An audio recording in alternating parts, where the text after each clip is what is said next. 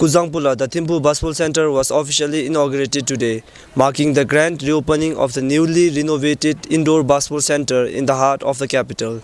The event was graced by Her Majesty Gyalyum, Tseyring Wangchuck, and the member of royal family and other officials. The swimming pool basketball court hasn't seen this kind of renovation for almost 40 years now.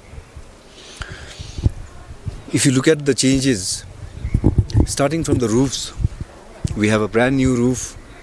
The walls have been painted. We have reinforced the entire structure. You must have seen inside. The flooring has been changed. We have maple flooring now. This is for the first time that this has happened in the swimming pool. We have maple flooring, the lights, the toilets are brand new. One remarkable restoration is it's been made inclusive now. People from the disabled community can also come and play basketball here. The basketball gi para basketball gi the nusmi pento bombera chuni me shuni vi la on kenjin de sulu la ko kabzambu chi me bala de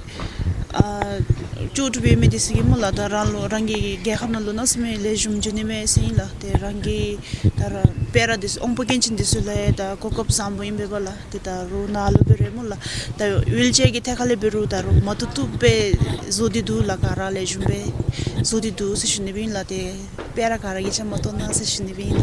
The new look arena reflects the significant investment in promoting sports and youth development in Bhutan.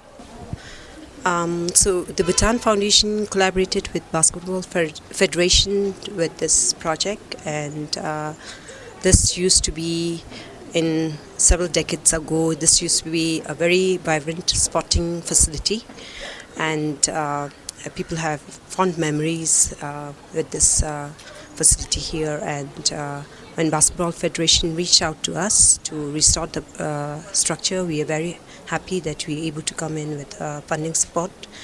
And also, we're changing time and all that. This facility is thought in terms of having it more accessible for even persons with disability in the future.